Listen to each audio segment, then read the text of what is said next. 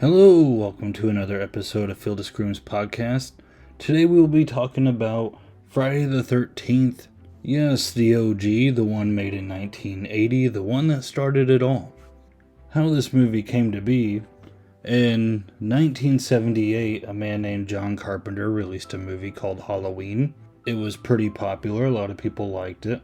So, a man named Sean S. Cunningham called up another guy named Victor Miller and said, "Hey, listen, Halloween's making a killing right now. Let's ride that momentum and let's literally just rip off their movie and hopefully we'll make a lot of money." Now, granted, I'm paraphrasing a little bit, but he actually did use the words "let's rip off their movie," so I'm not going completely off the books here.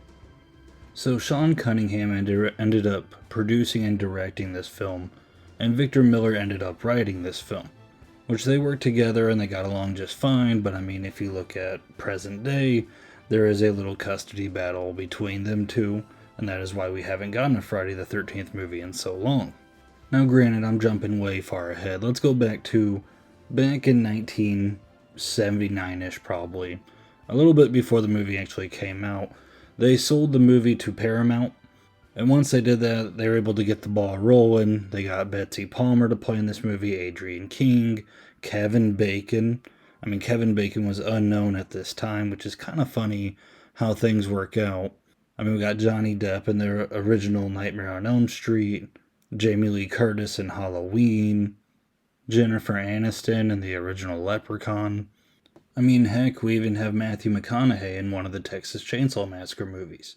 So Victor Miller, he finished the script for the movie, Sean directed the movie, and they almost gave this movie the title A Long Night at Camp Blood.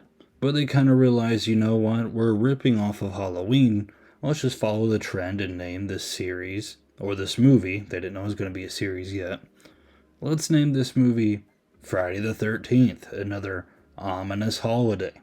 And that's how we got our title.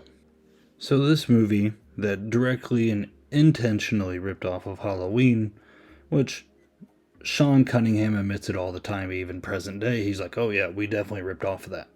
That movie ended up leading into a franchise that branched into 12 different movies, several video games, and made $468 million altogether.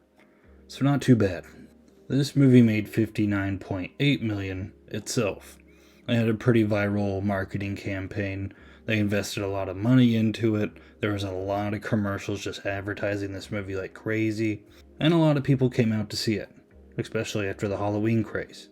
Now, I've talked a lot about background information about this movie. Let's talk about the quality of this movie. You know, what do we think about this movie itself? And it's actually kind of funny. When I was younger, I mean, everyone knows about the Friday the 13th movie series. It's one of the top 3 of all time. Everyone knows Jason Voorhees, and I remember when I was younger, I was talking to my dad, and there was a movie on, Jason was chasing someone, and I was like, yeah, so was the first one any good? I couldn't remember seeing it, and I said, is Jason pretty cool? And then my dad's just like, oh, Jason's not in it. And I was like, what do you mean? Like, this is his franchise. And he goes, oh, yeah. Like, Jason's not in it. It's his mom. His mom's the killer. And I was just kind of like, oh, okay. So that was when I decided to first intentionally watch the Friday the 13th series all the way through. So I had to start with number 1, right? Now, I'll be honest. I was not a big fan of Friday the 13th, the original movie. I still am not a big fan of Friday the 13th, the original movie. I think it's kind of slow. I think there's a lot of off-screen kills for a franchise that likes to glorify itself on the gore. You know, they always compare themselves, like Halloween does the angles and shadows, to whereas Friday the 13th is all about the gore. Now, granted, Tom Savini works in this movie, and there are some kills that hold up and that do look well. One of the very first girls, not the first girl to get killed, but the second one, who's a hitchhiker, which, by the way, I think she might have been a better main girl than Adrienne King. No offense, Adrienne. But First time she was talking, I was like, oh, they should have stuck with her. But no, they killed her.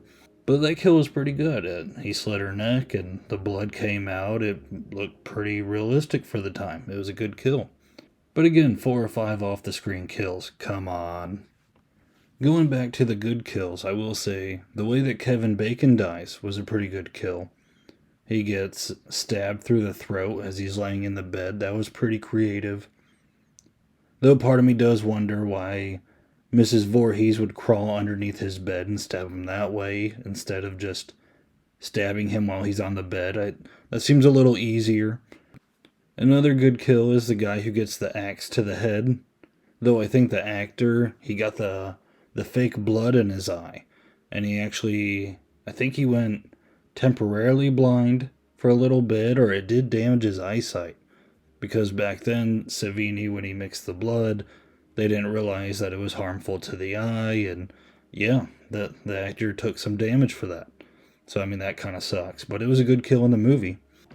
Another thing that the first one does, and it kind of spreads to the second one, and I'd say even the third one as well, is when they were making this movie, they weren't going to make it the Jason Voorhees show that we know that it is today. You know, it took place at this camp, and at night this camp looks creepy. I mean, if anyone's ever been to a campground, you know, at nighttime, things always get a little creepier. And I think this camp here, it kind of creates this cool little atmosphere where you don't quite know what's going to happen at this camp. Now, granted, we all know the franchise, we all know what's hiding. But if you're new to this movie, I mean, the way they set it up, how foggy it is, how dark, the shadows, the rain falling, it creates a really good atmosphere for a scary movie. Watching the first one, it almost gave me the idea, what if they centered this franchise not around Jason Voorhees? You know, we have Jason's mom killing in the first one, Jason killing in the second one. But what if the whole reason why all this was happening is because the camp itself was evil? You know, kind of like a Pet Sematary type deal. That was kind of something I had in mind. I'm like, ooh, they could have went another direction with this franchise. Now, granted, they made a good decision. Jason Voorhees has gotten them a lot of money. And I'm not saying that Jason Voorhees shouldn't be the main character. But it was just something that popped in my head. And that was the atmosphere that I feel like the first couple movies gave me. Ralph was a good touch. The guy who runs around saying you're all doomed. Some people might think he's a little goofy, but I mean, especially for the time, I think he's a good character to have. I almost wish they would have kept him around longer in the franchise, but I know his appearances would have grew tiresome if he was showing up in the 5th and the 6th one and the 7th one, just repeatedly saying you're all doomed. But I mean, the first one, you know, you see him in town, he's saying it. Then he shows up in the cabin later, just randomly. I mean, that's kind of creepy. It creates a good creepy atmosphere. Now, as I'm watching this movie, I mean, granted, I already know who the killer is, so I'm just kind of looking for hints and clues. And, you know, throughout this movie, Mrs. Voorhees is nowhere to be found. They kind of give a tale about how Jason Voorhees drowned while the counselors were busy doing whatever. But when you make a movie that's a whodunit film, and then you don't meet the person who actually did it till the reveal happens, I feel like it's kind of cheating. So, I mean, in terms of grades of this film, I mean, granted, this film was extremely successful, but again, it feels like it's cheating when you're like, oh, guess who did it? Guess who did it? Oh, it was this person who's just now showing up. Ha, gotcha. Like, that's not a very good job of doing a whodunit film. I mean, if you want to make the argument that, well, you know, they gotta make a run time, like, they gotta make it a certain length of time so they couldn't waste scenes. Like, no. I mean, the pacing of this movie's so off. I mean, there are scenes where we watch Alice make a pot of coffee, and the scene just kind of drags its feet. It goes by very slowly. You know, we watch them play cards. We watch them play the guitar and sing songs. Like, this movie takes its time. This isn't a boom, boom, boom, boom type movie. They could have had multiple opportunities to kind of just have Pamela Voorhees around for some reason, just to make her a suspect, but they never do that. Finally, towards the end of the film, Pamela Voorhees finally does show up, and I mean, Betsy Palmer, bless her heart, but she looks like an elementary teacher that I had back in elementary school.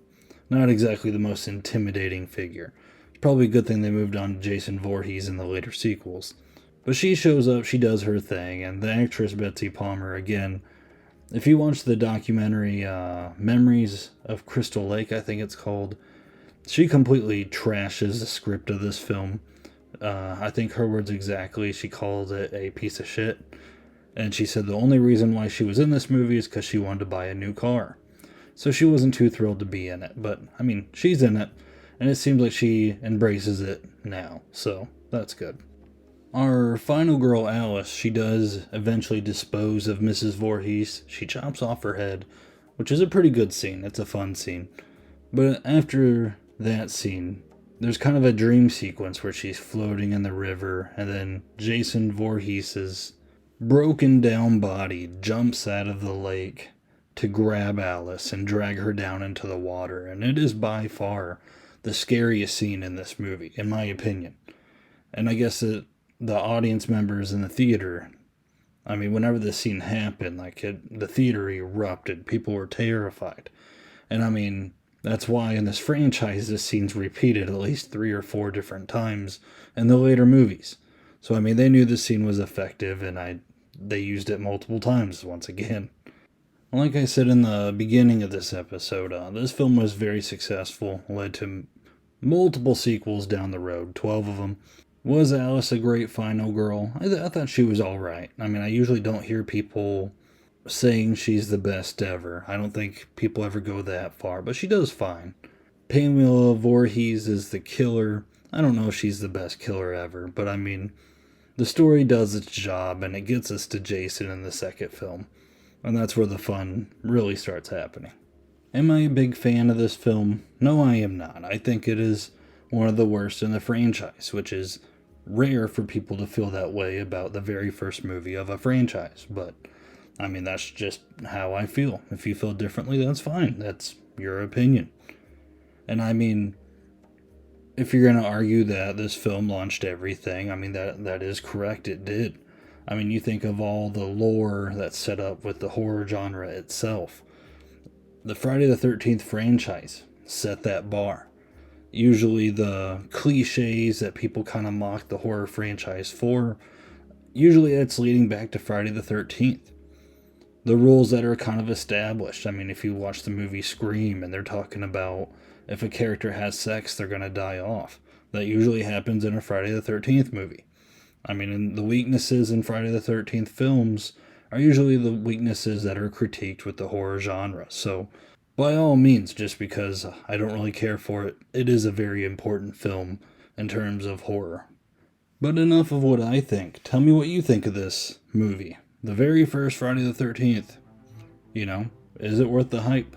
Are you a fan of it? Are you not a fan of it? What things do you like? What don't you like? While you're doing that, feel free to like this episode because that helps get it out to other people. I would really appreciate that. And feel free to subscribe to listen and watch future episodes. Well, guys, until next time.